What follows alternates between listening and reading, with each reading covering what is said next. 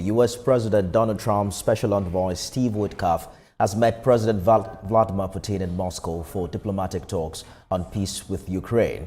And this is coming on a day Russian authorities confirmed that senior general Yaroslav Moskalev has been killed in a car bomb attack in Moscow. General Moskalev is the latest Russian military commander or pro-Kremlin figure believed to have been targeted by Ukrainians inside Russia.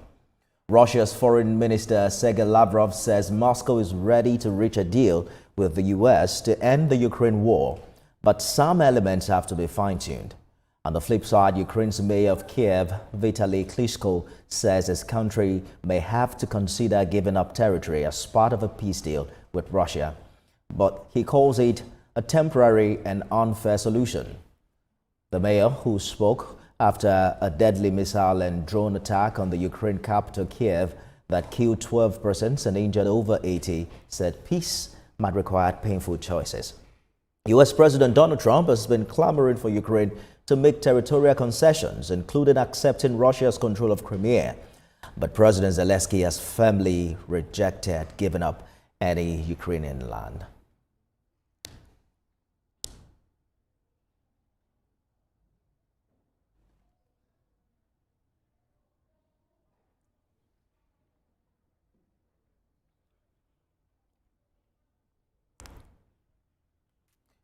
Well, let's bring in global affairs analyst Patrick Coker, who joins me from the United Kingdom.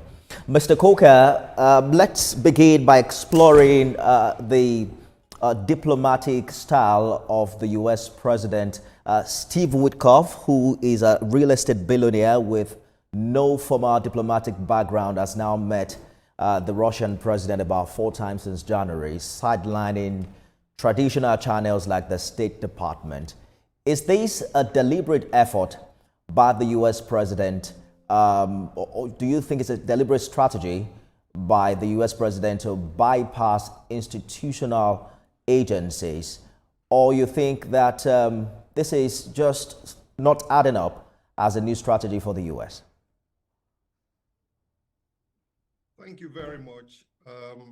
The global situation that we have concerning Ukraine and Russia, and indeed the rest of the world, requires out of the box, as we say, ideas. So if we see a billionaire, real estate billionaire leading the talks between the peace talks on behalf of the 2 belligerents and indeed the global community, we must understand that there are undercurrents that will lead to this. For example, this billionaire real estate guy could have links with Putin and personal relationship that will enhance and promote the peace process. For example, you also see that just yesterday, Zelensky went to South Africa to meet with Ramaphosa, the president of South Africa. And these are all measures and means to bring peace, especially in these kind of very difficult times that we have found ourselves globally. What we see now is the U.S. pushing hard on Ukraine to accept Russia's annexation of Crimea and also limit its military, what appears a far departure, from prior support for Kiev's sovereignty. Zelensky himself has called this harmful. He doesn't appear to agree with it. But what do you think this means for the new infrastructure security architecture, and how do you think it's reshaping Europe? This is quite fundamental to global spatial space, security-wise, in Europe. You agree with me that the fact that Ukraine attempted or wanted to join the European Union actually triggered this war. Of course, also taking off the Crimea, part of their geographical location was also to preempt the fact that if Ukraine joins the EU, that space will not be too close to Russia. Moreover, more spatial area has been taken by Russia as we speak, as of today. Putin mentioned that, President Putin mentioned that about 2,000 kilometers of land space will need to be policed or monitored or verified in the event that a peace agreement or ceasefire is in place. We don't expect much to change other than the fact that there's a lot of giving and opportunities to make sure that peace reigns out there. Ukraine has to give in a lot. Even Russia has to give in a lot. But in the event that there is no peace deal achieved, clearly the crisis will continue, and I can assure you that Ukraine is likely to have the bad end of the stick. Absolutely. Today's car bomb killing a Russian general happened at the same time Witkoff was meeting with Putin. The attack, Russia claims, is an insider's job by Ukraine. Do you see this further escalating tension between both countries? If we consider how peace processes and peace negotiations go in military terms, it's a carrot and stick approach. While politicians are on the table discussing, the military commanders, by whatever means, do not get instructions to either stop, and many belligerents use that opportunity to also gain territories that can be used to bargain. So we will continue to see situations like this.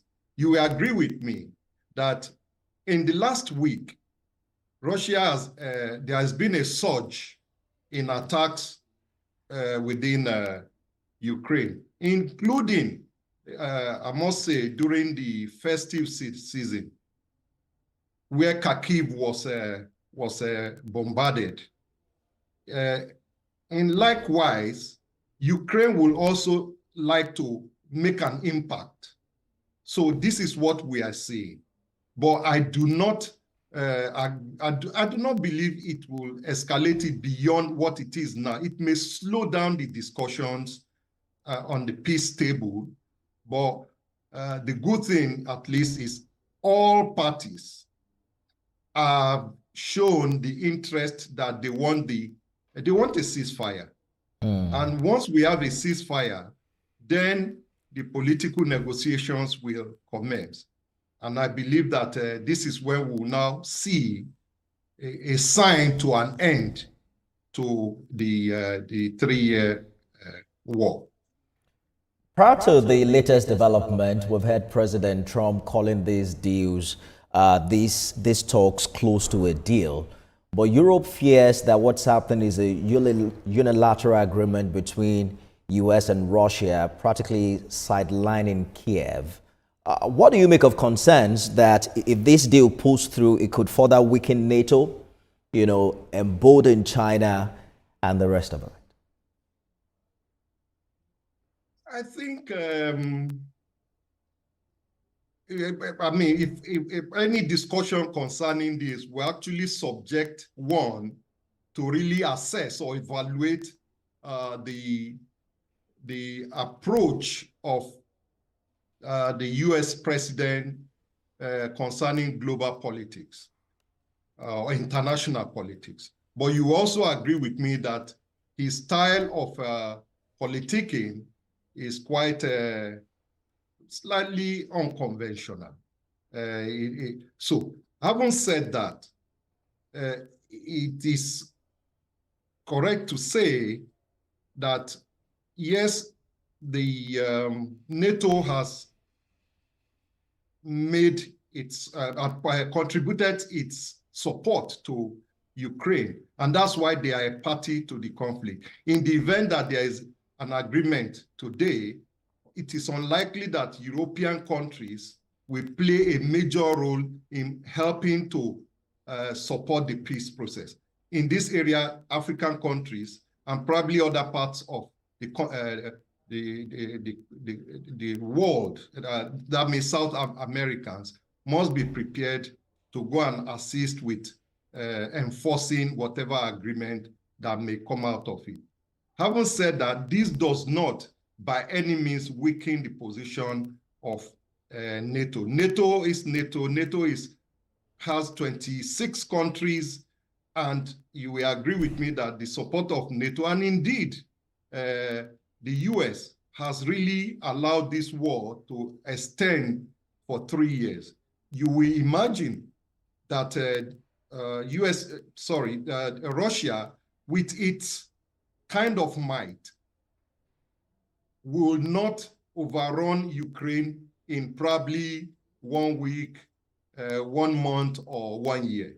So it is because NATO and indeed America or USA provided support to the Ukraine. This is not to also underscore that the Ukrainians are also a force to reckon with when it comes to economics, security, and indeed other, elements of power that they have. Good place to leave it. Global Affairs analyst Patrick Coker, thank you so much for sharing your thoughts with us on this development.